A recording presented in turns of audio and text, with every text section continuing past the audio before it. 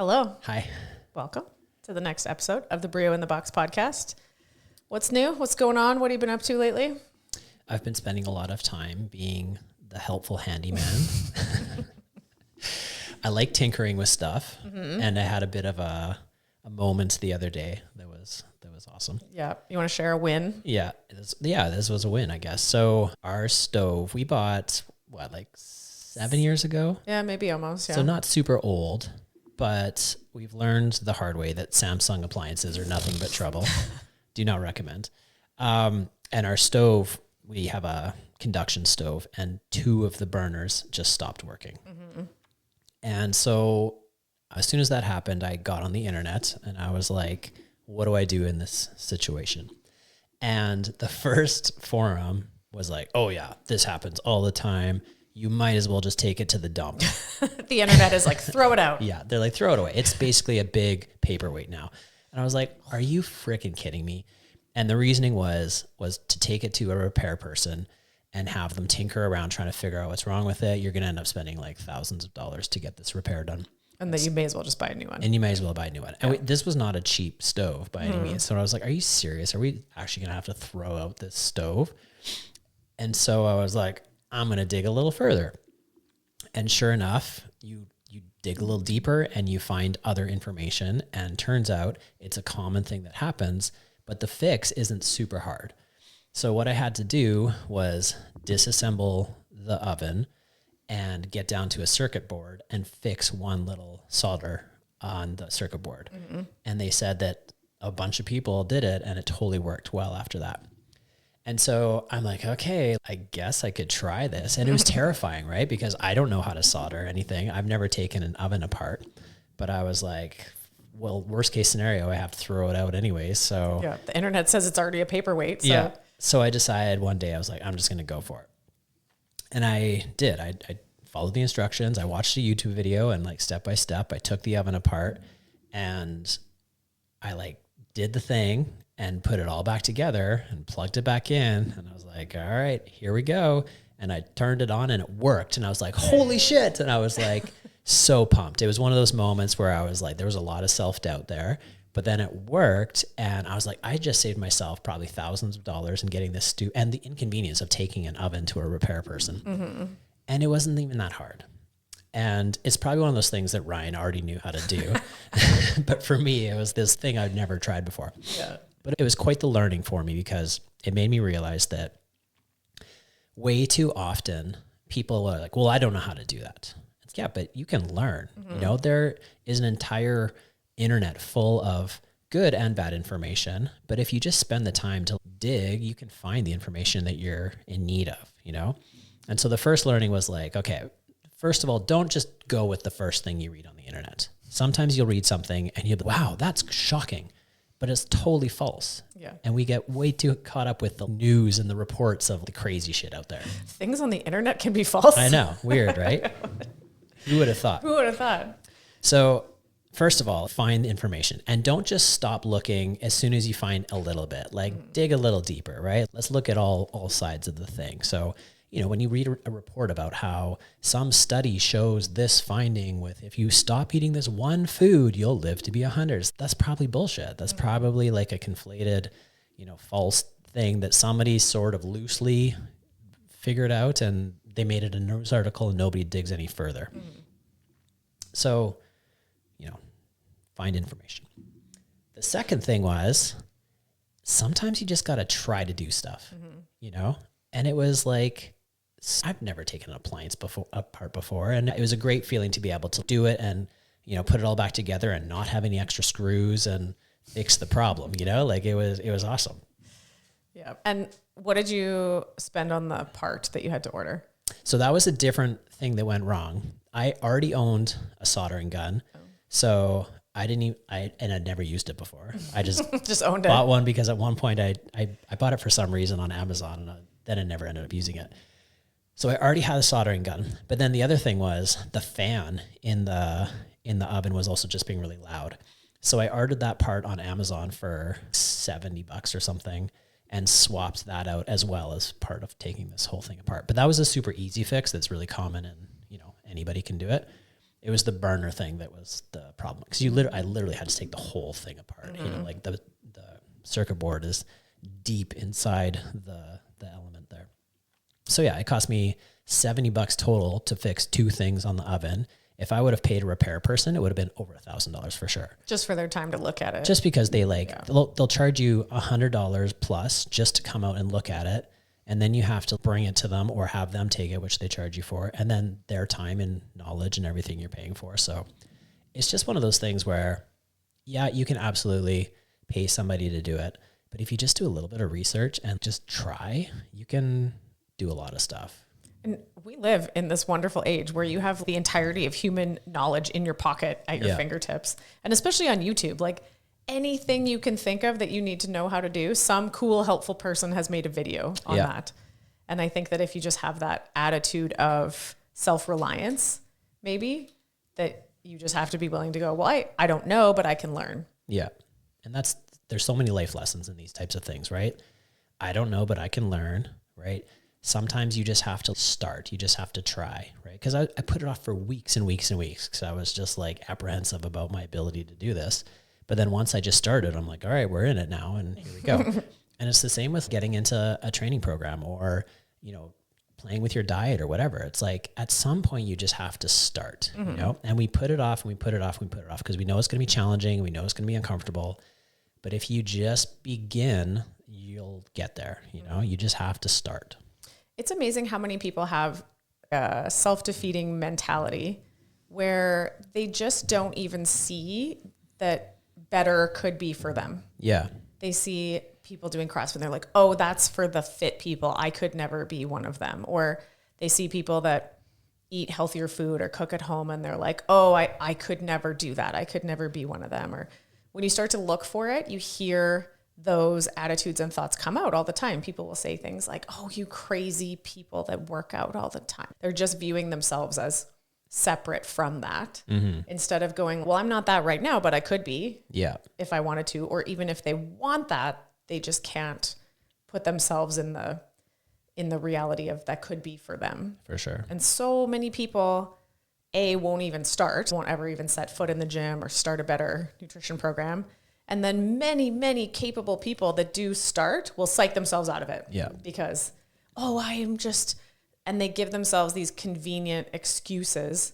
I have a sore wrist. I can't do CrossFit. Literally, there are people like adaptive athletes and blind people and people missing limbs and all kinds of amazing things, people that do CrossFit. Like your little sore, ouchy, whatever isn't a good enough reason to psych yourself out of a fitter, healthier future. For sure. Yeah.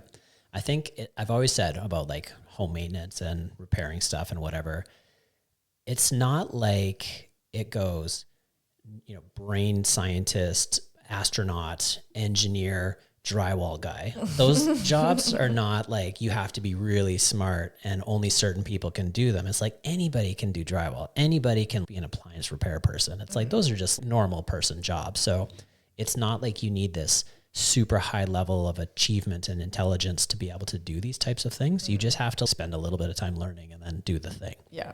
And I think doing the thing is the key right there because nobody's good at anything the first time they try it. Yeah. Every amazing professional drywaller. And when you watch someone do it well, it really is an art form. Yeah. But the first time they did it, they sucked at it and it was lumpy and looked terrible and it had to be redone a bunch of times. And so there is a willingness to suck at something for a bit to have any chance of ever getting better at it. And when you see someone towards the end of that journey where they are super skilled in CrossFit, we call that virtuosity, just doing the common uncommonly well in whatever realm. It's like, well, nobody started like that. Nobody started good at CrossFit or amazing at drywall or a beautiful piano player. Everybody sucked at everything when they first tried it.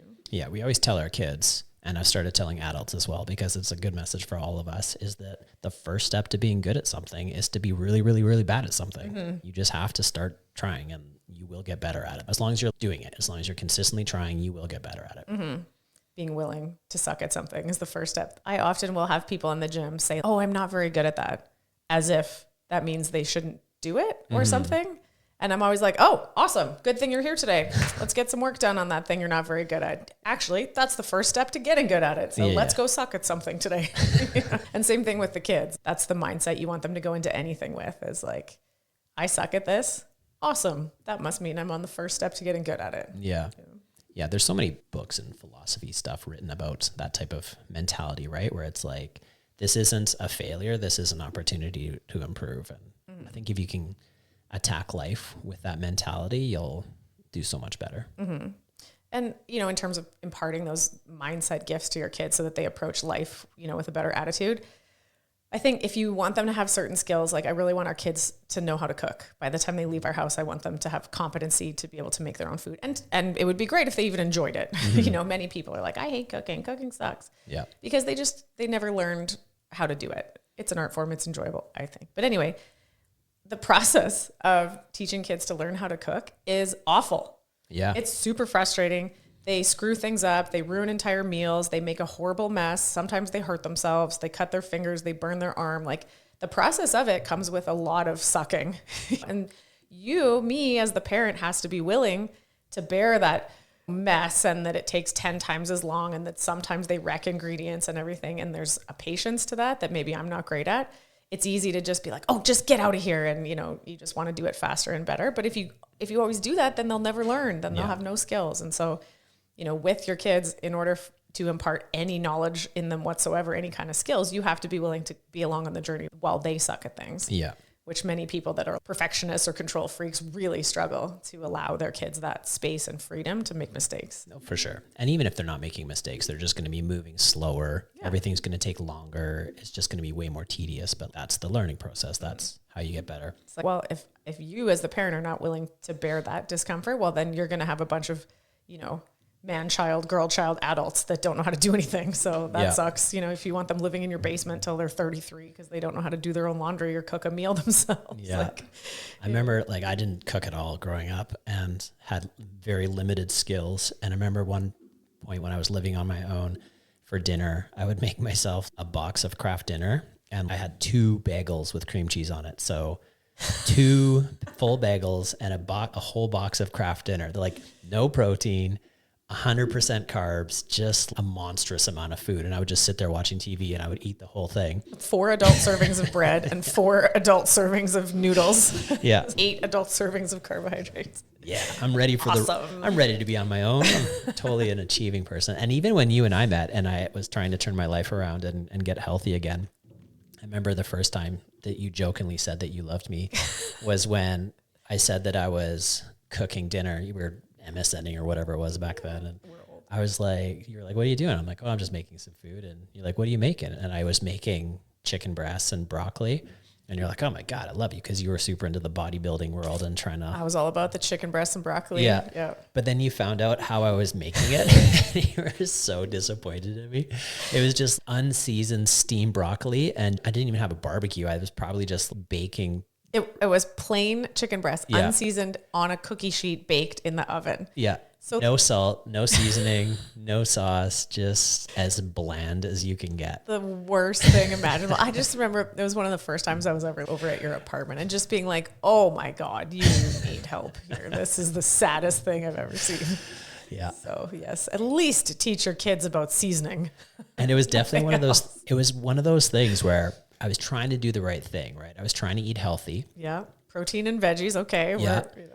But I guess I just thought it was one of those things where you just had to suffer through it. You know, it was like, food was no longer going to be enjoyable. It was just fuel and nothing else. And it was just like, okay, well, here we go. Just get this in me. And now we have delicious food all the time that's still healthy. I know. And that's another soapbox thing that I want people to understand and bring back the art of cooking, because real food is amazing and it's so delicious. And if we go back to the Italians and their appreciation for flavors and ingredients and freshness and, you know, the level of reverie they have for a certain type of noodle, and it's this measurement and these tomatoes from this region, and Italians are known for their food. It's amazing. Or the French, right? With like amazing ingredients and full fat and flavors and salt. And then we have the French paradox. It's, well, they eat like that, but they have way less heart disease. How could this be? Because real food is delicious and amazing, and it's also full of fat, and it's full of animal products, and it's full of seasoning and flavors, and it's, you know, enjoyable, and it supports good health, of course. I made fish tacos the other night, and they were spectacular. Yeah, they were really good. We're like, ooh, like Gordon Ramsay up in here, or whatever you He's told minus the yelling and swearing. minus the yelling. Yeah. There was no yelling at the sous chef. Yeah. Delicious meals can be simple. They don't have to take all day, but they can be flavorful and For sure. delicious and amazing. Yeah, you don't have to suffer if you're trying to eat better. You can still make delicious stuff. Yeah. That kind of bridges us into the next thought. It's, lots of our podcast topics lately have stemmed from discussions or questions we've had in the gym. And I've noticed there's a thing people will say about cooking, and they'll be like, oh, I don't really like cooking. And they'll throw that out there as if that means they're off the hook for doing it or something. And I'm like, so, you don't have to like it. You know? And somewhere along the way in the last few generations, we got way too much into this realm of comfort, I guess, and that we're not supposed to do things that we don't like. Yeah. And especially people always blame the kids these days. But like the way we're raising kids is like, well, you just have to find an activity that you like, which to some extent for having a hobby is true. You should have activities, music, sports, whatever, reading, things that you enjoy that are fulfilling for you, for sure. But also being a functional adult pretty much means doing a bunch of things you don't like to do that aren't enjoyable. And so that's like paying your bills. That's like keeping your house clean. That's like keeping up your personal hygiene. There's a bunch of things that like you don't do those things because you like them, and you're not off the hook if you don't like them. You can't be like, I just don't like paying my electric bill. And then the electricity company's like, oh, okay, you don't have to do that. They're like, we're going to turn your lights off then. And if you were like, I don't like paying my electric bill, this sucks. And if you just complain the whole time, we would regard that attitude as what? Childish, very immature, because you haven't just gotten over yourself to get to the point where like, man, there's just some things you have to do. Yeah. You got to mow your lawn, keep your shit tidy. You got to clean your house. Don't live in a slovenly pigsty. You got to take care of your personal hygiene so you don't stink for the people around you. You got to cook your food and look after your health, and you got to pay your bills. It's like a list of things that to even think of those things as whether it matters if you like it is beside the point. Yeah. And I think we spent so much of human history having to suffer. Everybody lives such a difficult life where you are literally starving half the year and your shelter was not adequate and you didn't know where your next meal was going to come from and all kinds of crazy shit going on. Too hot, too cold, too hungry. Yeah. Everything was tough. And as a society, we worked towards making things more comfortable and more safe. And we've swung a little too far in the positive direction. And now it's like, if people are slightly inconvenienced, it's the end of the world. I think we need to spend more time being uncomfortable and doing things because they're important and they're good for us, even if they make us uncomfortable. And now we have to accept voluntarily discomfort. Otherwise, we're seeing that humans suffer. Mental health declines, physical health declines, because also those are the same thing. Yeah. Social relationships fall apart. So now we see things like you have to choose to go to the gym and do difficult functional movements where you used to just have to do that to stay alive. Maybe you pick sauna and cold plunge, subjecting yourself to not a perfectly controlled 72 degrees at all times, just like humans would have had to experience living anywhere with some seasons or with water involved. Now we have to choose to bring on some discomfort. I saw this article in the Atlantic a little while ago, and it drove me crazy. And the title was something like, there are too many types of exercises. There's too many things to choose from. And the article presented it in an attitude of, well, they're all equally effective, so I guess you just have to pick the one you like the most, like spin, yoga, Pilates, bar class, running, boxing, MMA, CrossFit. Like there's all these options for fitness, and I guess you just pick one that you like to do, implying that they're all going to be equally effective in getting you fitness, which is false. They are not. Yeah. We have our strict measurable definition of fitness, the kind of thing I think most people, if they engaged in that discussion for a moment, would agree on. You need to be able to do a variety of physical tasks, and you want to be able to do that for all the years you're alive so that you can maintain quality of life and independent living. I'll tell you what, most of the things available for fitness out there will not help you achieve that goal in the long term. And the ones that do are things based on constantly varied functional movement executed at high intensity. Call it CrossFit, but anything out there in the world of fitness that's working is that. Right. The old P90X or different kinds of programs like that. It's all that. It's all, whether you call it CrossFit trademark or not, it's those things. But this whole idea that, well, all these different fitness options are the same, so just pick the one that you like. I'm like, well, it's probably not going to work. Yeah. And they're not all the same. And so the ones that definitely work, if you want good health in the long term, if you want good fitness, you have to do some stuff you don't like. Yeah. Why? Who set the expectation that you should have to like it? Yeah. And if people are given the option to just choose, chances are they're going to choose the one that they like because it's the easiest for them and the one that's going to help them the least, you know? Yeah. There's some people out there that swear by yoga and they're the most flexible mofos in the world, but that's it. That's all they've got is flexibility, maybe a little bit of balance. But if you have them try to deadlift or run or anything, they can't, you know? I think you're always going to, if you get to choose, you're going to do the stuff that you enjoy. I don't like squats. I'm not a good squatter. If I got to choose to not do squats, I would happily give those up, but I need to squat. That's the most important movement for me to be doing because I suck at it. So I think to some extent, most people agree. There's a certain category of things that we agree. If we call someone a functional adult, well, what are they doing? They're supporting themselves financially responsibly. They're paying their bills. They're maintaining their personal hygiene. They're keeping their physical space where they live reasonably tidy. They're looking after their little space of the world. They're taking care of their kids if they have them or pets or whatever. You know, you're just doing a generally responsible job of looking after your little sphere of life. And I think that health probably should fall into that category too. And where we look at a person and go, that's no longer a functional adult, is where they've let probably something with some serious addictive qualities take over their life in a way that it's impairing their ability to do some of those things. Anything you want to consider: gambling, shopping, you know, processed food, drinking, drugs, playing video games. There's some people that can dabble in some of those things and it doesn't impair their ability to be a responsible, functional adult. And then there are other people that their lives get consumed with addictive type behaviors. For some of them are chemically addictive, some of them are behaviorally addictive, and it completely ruins their, you know, their house falls into disrepair, their personal hygiene falls into disrepair, they neglect their kids or pets or whatever and stop paying their bills or can't go to their job, or and those are the characteristics of a non-functional adult, basically. So where we indulge in almost exclusively the pleasure things that we like at the exclusion of responsibly just maintaining the things that you have to do but you don't necessarily like, then that's where I'm pretty sure most people agree we got a problem. Yeah. I read a story recently about a guy who, and this was like on Reddit, he was basically answering people's questions. So this is direct from the source. And he said that he has spent 30,000 hours playing this one video game. It's called League of Legends. I've never played it. It's an online thing that you just can do forever. 30,000 hours. We were like, holy shit, doing the math. So 16 hours a day, 365 days a year, that's over 5 years. Yeah. So call it 8 hours a day. Yeah. That's 10 years of your life. That's 10 years of your life, like full time, no holidays. Yeah. And this person wasn't boasting like, No. I'm so good. This is amazing. I killed it. This person was like, I'm fucked up and I need help and I have nothing. And he was basically talking about his whole life has been consumed by this video game and he has no real relationships with anybody. He has no education. He doesn't have a good job. I think he's still living at home. It's just this tragedy of a human existence because of this crazy addiction to a video game.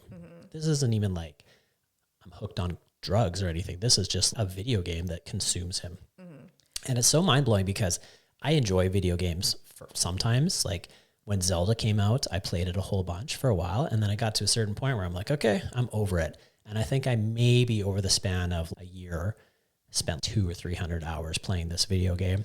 And one was just not, and I haven't played it in years. And so he played this 100 times more than I did. And it was still going, you know, like that's wild. Yeah. And I mean, almost anything that you can think of could potentially become addictive or life altering, however you want to describe it. Even people that like to read books and you're like, hey, reading is a great habit. That should be good. But I've seen firsthand a guy that likes reading so much that he uses it as a coping mechanism to check out in front of his family and is just always sitting in the chair and reading and not interacting with anybody and not building relationships and not maintaining his responsibility as a dad to his kids because he was just always buried with his head in a book. So you're like, well, that doesn't seem like a good habit, or people that retreat into a variety of different coping mechanisms. So I think almost anything, you could say the same thing about exercise. There are people that are addicted to exercise in a very non-functional way, and that it ruins their relationships, and they do it too much, and it ruins their health and ruins their ability to stay committed to the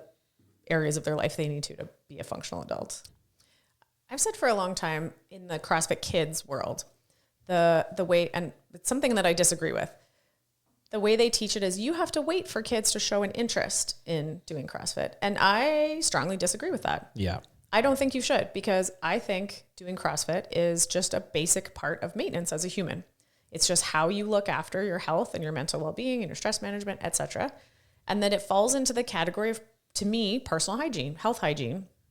And that I didn't wait for my kids to show an interest in bedtime. I didn't wait for our kids to show an interest in having a bath. I didn't wait for our kids to show an interest in eating healthy foods. No, fuck that.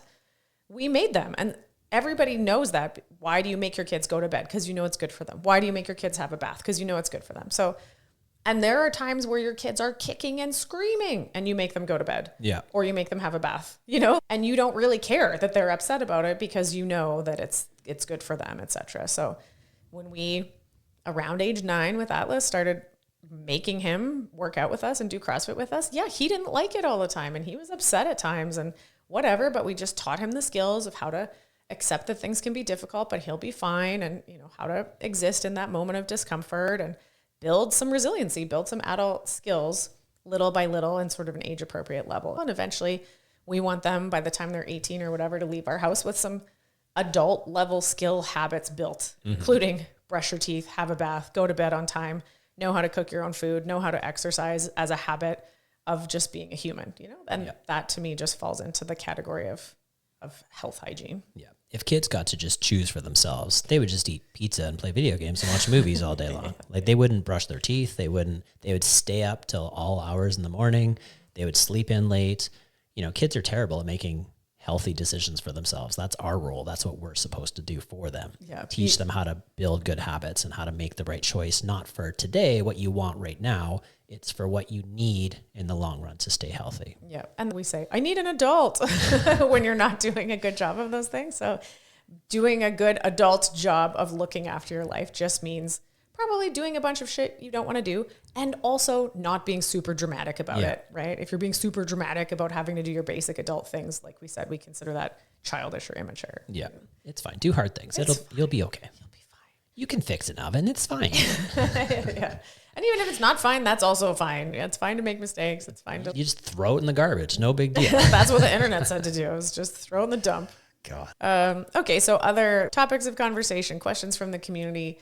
There's a lot of talk among, I don't know, maybe it's just my bubble, or maybe it's my version of the internet or algorithm, about menopause. Yeah, I get the same all the time.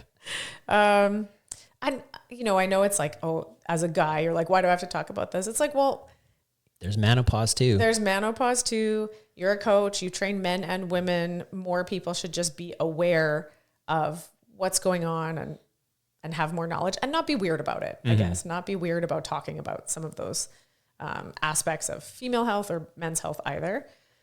So I know in the past I've promised to do an entire episode of menopause, and I've certainly been gathering more information and doing more research in that area. And I think the general sense I have is that there isn't a unique prescription for what needs to happen during menopause. Right. The prescription, pretty universally agreed upon, is women need to do resistance training. They need to lift weights.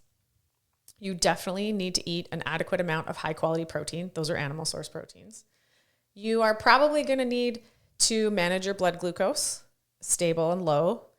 And you're probably not going to be able to drink a lot of alcohol. And so guess what? Those are the same recommendations that I would make to anyone in their 20s, 30s, and 40s. Right. Those aren't exclusive menopause recommendations. Strength training, eat whole foods, get an adequate amount of protein, and probably avoid alcohol as much as you can. Guess what? Those are just healthy habits. Menopause is a stress test, similar to the way that pregnancy is a stress test. There's a bunch of hormonal fluctuations. There's extra demand on your system. Things are changing.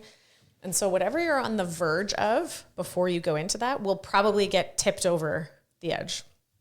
So in pregnancy, If you're pre-diabetic or your blood glucose management is not awesome, you'll probably end up having gestational diabetes. It'll probably get tipped over. If you don't have great eating habits and you eat kind of a lot of junk food, well, then your cravings and your junk food intake will probably skyrocket while you're pregnant, and you'll probably gain an excess amount of weight, etc. Right?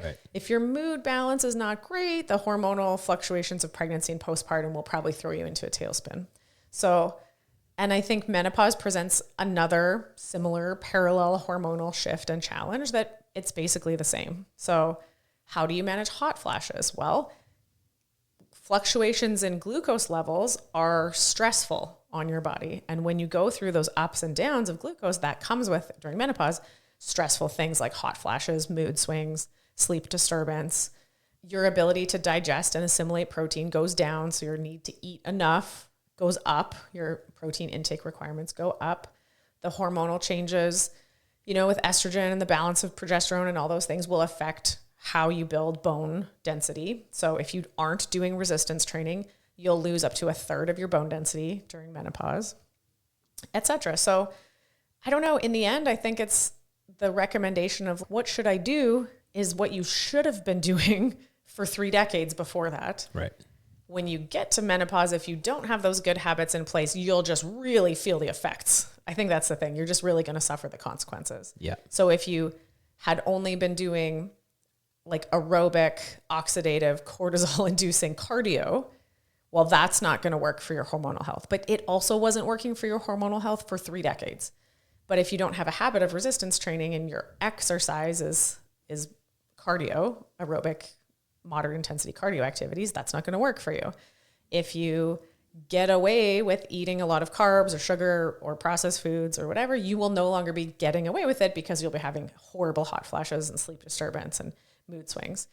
If you have been getting away with like your wine mom meme thing of, every day I have 1 or 2 glasses of wine, like guess what? The hormonal impact, the oxidative stress, the toxin load of having alcohol in your system often or maybe every day is not going to work for you anymore. So it would be better, and the whole thing will go better if you can get better habits in place before you add the stress test. Yeah. You don't want to arrive at menopause and also have to learn how to lift weights and have to learn how to eat real food and get yourself off of processed junk food and have to, quit or replace your habit of alcohol all the time. You should just try to do that stuff all the time and earlier. Yeah. So if you are late to the party and you've waited till menopause and now things are going wrong, of course now is better than never. For sure. But for those in the world that are not yet at menopause, like now is the time to start dialing things. And I think it's the same for anybody going through any type of aging. Like I remember being 20 and like I said, I used to eat a box of Kraft Dinner and 2 bagels for dinner and I was fine, right? Yeah. I could go out drinking 3 nights a week and I was fine. I can't even have a glass of wine without it disrupting my sleep now. So as we age, your ability to tolerate bullshit just decreases. And it's only going to get worse the older you get. Yeah. And I think the strange thing about humans is that we've basically made evolution unimportant. Now we're living well into our 90s and stuff. And we're getting to the point where science is keeping us alive way longer than we were ever really supposed to. And I think that if you can just sort of like scrape by, you're going to get into those later years and you're going to feel the consequences. But if you can put the time in ahead and start to prep for those later years, you're going to feel so much better all around. So instead of waiting for menopause and starting stuff, you have to start stuff. And then when menopause hits, you'll be better prepared for it. Yeah. And some women cruise through with very few symptoms and some women it's horrible. Yeah. Brain fog, mood disorders, hot flashes, weight gain, all kinds of things. And there's been a renaissance of HRT for women. And I think that's like the big question mark that people want answers on. Should I or should I not do HRT, hormone replacement therapy? A few, like 20, 30 years ago, HRT, there was a big study that came out that recommended against HRT for women. So for the whole generation, it was withheld from women. And then some reanalysis of the data, some new studies, some criticisms of the way those early studies were conducted on who and the dosages and when and stuff. Went, actually HRT probably shows a lot of benefit and we shouldn't have withheld it from women. Many women were allowed to suffer menopause symptoms that didn't need to. They were suffering unnecessarily. So there's this renaissance of HRT now. And even here locally, there's some clinics doing like bioidentical hormone replacement therapy, and you're seeing lots of different things. I'm not opposed to HRT, and just looking at the data, it does seem pretty positive and pretty safe. But I also just generally as a life philosophy am not really a pharmaceuticals first kind of person. I think that most chronic situations, chronic disease, metabolic things are fixed better and easier and safer with diet and lifestyle interventions, exercise, sleep, nutrition, sun. So my take would be to not go HRT first. I think you should have those other habits we just talked about in place. You should have good sleep hygiene. You should have a strength exercise, high intensity exercise program in place. You should be eating a gram per pound of body weight of animal source protein, whole food protein every day. You should be limiting your consumption of alcohol, etc. And if you're doing those things already and you feel like HRT would be a little benefit on top, sure, I think probably reasonable and safe. Should you be doing that instead of addressing your lifestyle factors? I don't think so, because I think you can mask some of the symptoms, but you're not addressing the underlying maybe metabolic dysfunction, glucose dysregulation that will get you in trouble in other ways later in your years of aging. Yeah. And back to the scientific intervention of the aging process, things like growth hormone, right? They've shown huge anti-aging capabilities, but there's a reason your growth hormone levels start to decline as you age, in that they can regenerate your cells, but they can also fuel cancer cells. And so if you're on HGH and you have cancer, you're going to have a much worse time. It's going to increase the growth of that cancer. So you have to go in with it with this is a bit of a gamble, and I'm hoping it'll help me in the long run with this, but it could lead to other problems. And you just have to be aware of what those consequences might be and what the risks are and all that type of thing. But so many people nowadays are definitely jumping on the men's testosterone replacement therapy. And I think it's something that most people should look into at least and decide for themselves whether it's for them or not. Yeah. I think it can be tremendously beneficial for those people that want to explore that path. I say use science for sure, but the science stuff should all be on a backbone of taking care of yourself. Like you said, you can't just take testosterone and not work out and not eat healthy. That's just going to add more hormones to a broken system. I was talking to someone recently, 39-year-old male that was about to start TRT, testosterone replacement therapy. And I was like, don't you want to know why you have low T in the first place rather than just going like straight to TRT? I mean, sort of none of my business in the course of having this conversation. This is a person that does CrossFit, but I was like, don't you think there's some question marks that you'd want to explore there first about your diet, your sleep schedule, your stress level, like something in there about why would a 39-year-old man have low T? We're not talking about a 69-year-old man where it would kind of make sense that testosterone levels have dropped naturally. So I think rather than just going, oh, I have this biomarker, low testosterone, we just, medicate it. Basically, we just go to the exogenous solution. I would think it would be better in the long term to do more digging, ask more questions. Yeah. Why is it like this? What else could be improved? How could I do this without needing exogenous help? I'm totally stepping out of my lane here. This is just a question, I guess, for you. Do you think that women that struggle with their monthly cycle tend to have a really bad time will have more of a problem later on in life with menopause? Or do you think that's not going to be connected? Oh, almost certainly. Yeah. I think I've been thinking about this as another topic that needs discussing about things that are biomarkers of health. What are biomarkers? They're crystal ball predictive values trying to predict how the future will go. So there's all the doctor numbers, glucose, HbA1c, insulin. We talked about those in a previous episode. But there's other things that are biomarkers of health that people should probably pay more attention to. So menstrual cycles is a huge one for women. If they're irregular or out of balance in one way or another, that's a massive red flag that should be addressed. PCOS being the most common reason, but there's others.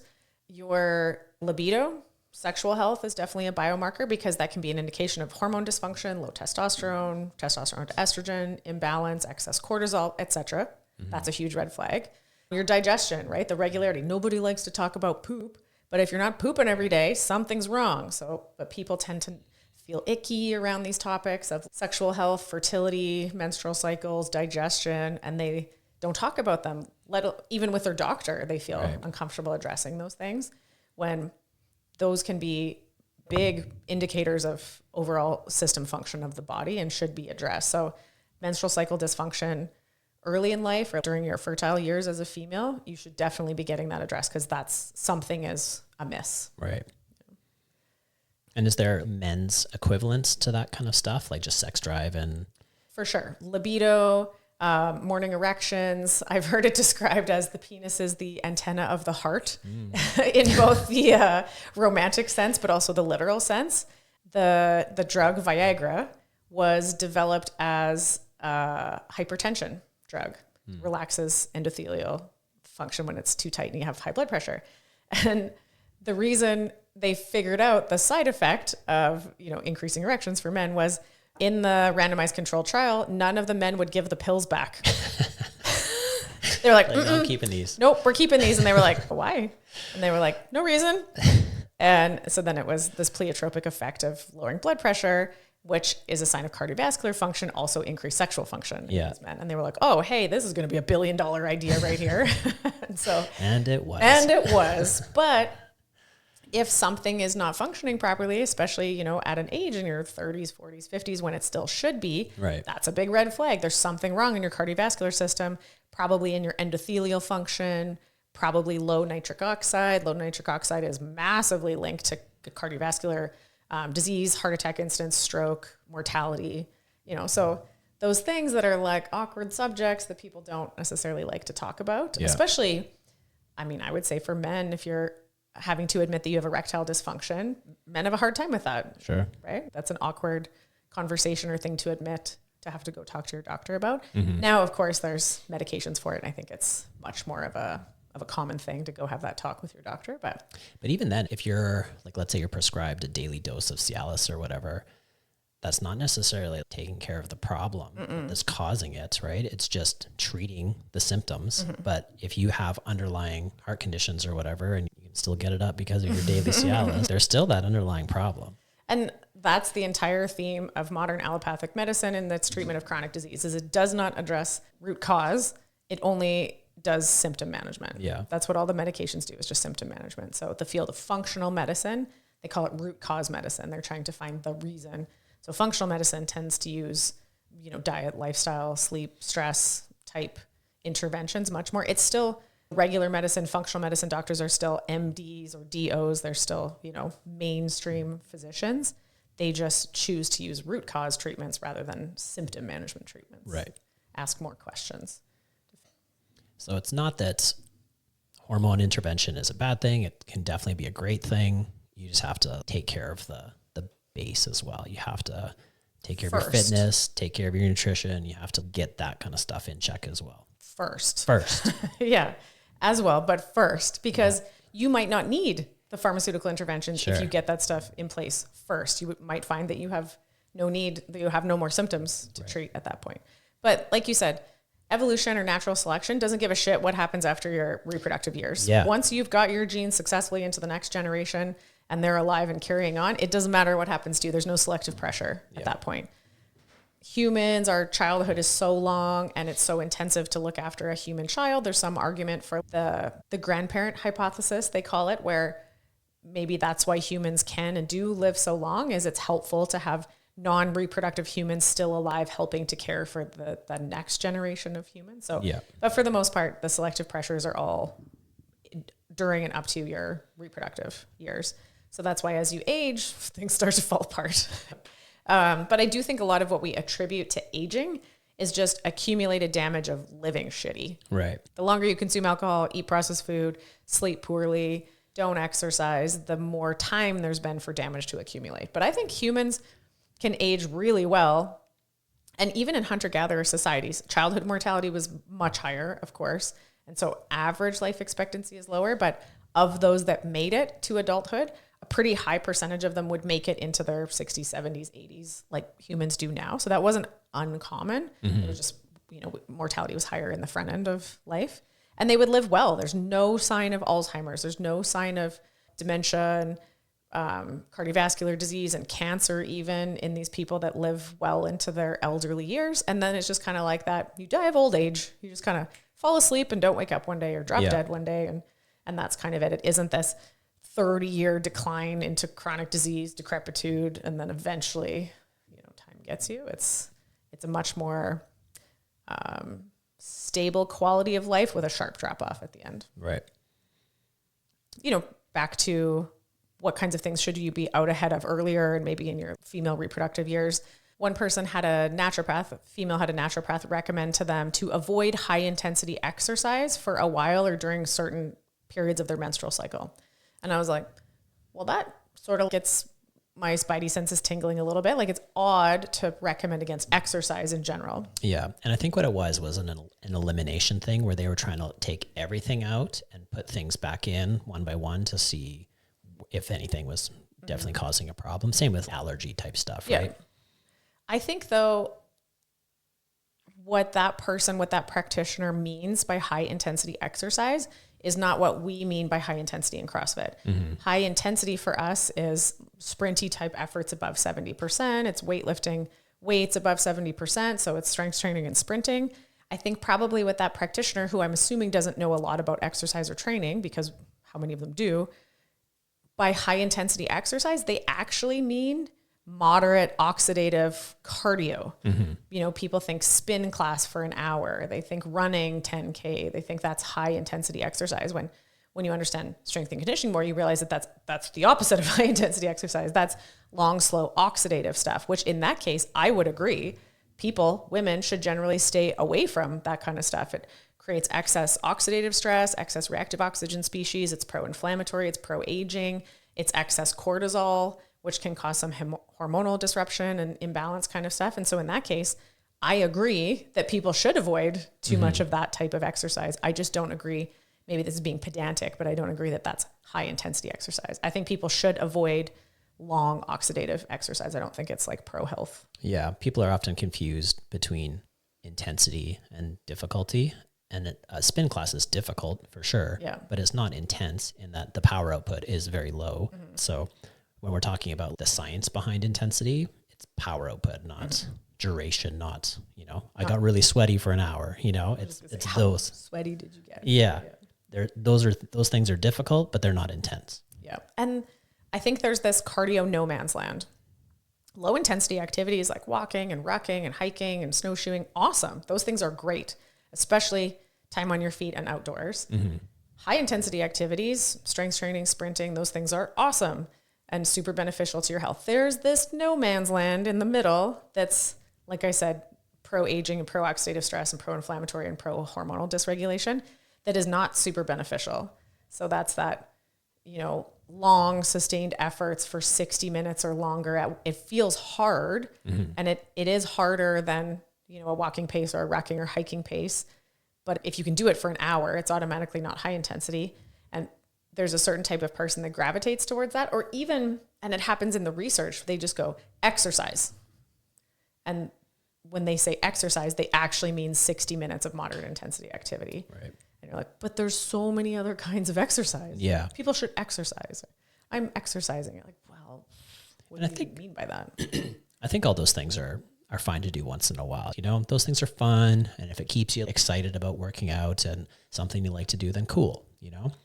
I think if you enjoy running and once in a while you want to go run a 5K as part of a thing, that's great. I think you should do some different types of things that you enjoy. And, it's good to mix it up and work on endurance sometimes and work on power sometimes and work on flexibility sometimes. But if all you do is long duration, steady state, relatively low intensity type stuff, then you're missing out on the majority of the benefit of exercise. Yeah. The tails. The tails? The tails, right? The tails, Okay. The high intensity and the really low intensity. If you spend all your time in moderate no man's land, there's very little benefit in moderate no man's land and probably more negative versus there's way more benefit and less negative at the tails, super high or low intensity activities. Okay. So let's talk about Murph, because that's probably one of the most famous CrossFit workouts. Is Murph a high intensity workout? For some people, yes, absolutely. They're able to maintain a certain pace where they're like, go, go, go, go, and they're pushing the speed. For other people, it's not. They're spending more time standing there recovering. And so maybe they spike their heart rate when they're actually moving, but then it drops back down again. So it's almost an interval workout where you're a little bit of intensity, a little bit of low intensity, a little bit of intensity, a little bit. And it's like every 30 seconds you're up and down. Some people end up walking a lot on those runs, right? So even doing something like Murph, hopefully you're getting at least some intensity within that workout, even if you're not a beast that's going nonstop for 20 to 30 minutes. Any workout you're going to do, you just need to be able to evaluate, am I working hard enough right now that I'm in no man's land, or am I in the beneficial 7 or more out of 10 intensity? And I think we have to step out of our bubble in CrossFit to understand what the world of exercise is like when you don't know anything about CrossFit. Yeah. Right? Like us doing a 20-minute AMRAP is a level of work output or intensity that most people are not physically capable of for 3 minutes. Yeah. You know, once you understand CrossFit style training and intensity. So what most people mean by, oh, that workout was so hard, is not even in the realm of what we're talking about in CrossFit. And I mean, you can get into bioenergetics and stuff about a CrossFitter doing a 20-minute AMRAP. Like you said, it's more like a series of intervals. What you're doing is training your lactate threshold repeatedly. So even though it's maybe not precisely scheduled, in almost any sustained effort CrossFit workout, it's actually a series of work and rest and work and rest and work and rest. There's very few things. Maybe it's the time of year where the CrossFit community in the US is doing CHAD. That's one of the few long CrossFit workouts that shows up that's a sustained effort for an hour. That's the only one I can think of that is a sustained steady state workout for that long. And guess how often we do that one? Once a year. Once a year. Yeah. And are we training or are we testing or doing a challenge? Though you can do those long kinds of things once in a while, but they're tests or they're challenges. They're not the training itself. The goal is just to put on a backpack and move nonstop for the whole time. And it's similar to hiking up a mountain. You're going for a difficult hike. And that's the type of thing where you do it for maybe an hour and then you stop and you have a little water break and then you keep going. And eventually you get to the top of the mountain. You're like, cool, I did a thing. And I wouldn't say CHAD is a intense workout. It's a difficult workout, but it's not intense. I think that's an important point. You've said it a couple times. I'll put a big highlighter circle around that. Hard and effective are not the same thing. Yeah. Intensity is effective. Tons of shit is hard, but not that effective. Yeah. And many professionals in the field of exercise don't get that difference. You know, waving your arms around with ropes is hard, but not that effective. Like a spin class can be hard, but not that effective. You know, like For sure. there's all kinds of things that are hard, but not effective for pushing physiological adaptation. Okay, so quick recap. Fix your stove. Yourself. Fix yourself. Fix your fitness. I mean, that's pretty solid right there. Just fix it. Just work on being better in all areas. That's like the best you can do, right? Keep working. Yeah. On trying to be better. It's the whole 1% better every day kind of thing. You know, you're never going to be done. You're never going to be 100% because it always just keeps getting like more and more stuff to get better at, but a little bit better every day. Continuous improvement till you die. Till you die. Okay. See you in the next one. Bye, guys.